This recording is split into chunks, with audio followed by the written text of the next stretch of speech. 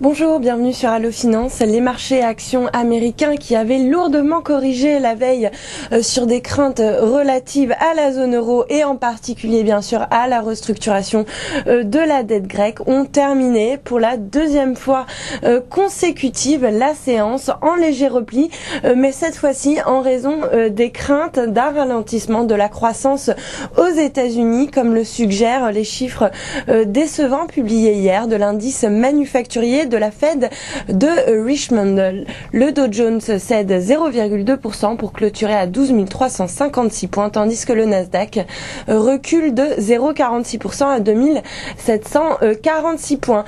En Asie, le rouge a également dominé l'ensemble des places. Le Nikkei perd 0,57%. L'indice a été plombé par une chute de 2,3% des exportations au mois de mars et de 12,7% par rapport à mars 2010. Bien sûr, une chute des exportations directement imputable à la catastrophe qui a touché le pays le 11 mars dernier. C'est d'ailleurs la première fois que les exportations chutent depuis 16 mois, ce qui a plongé la balance commerciale dans le rouge.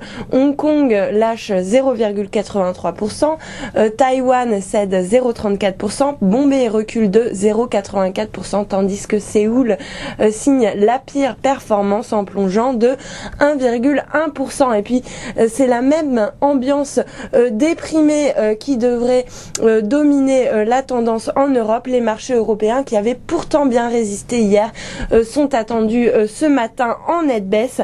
La Grèce devrait de nouveau cristalliser les nombreuses inquiétudes des opérateurs sur le risque souverain, tandis que l'euro subit des prises de bénéfices ce matin sous pression. La monnaie unique recule encore de 0,7% face au yen et de 0,44% face au billet vert pour s'échanger à 1,4031.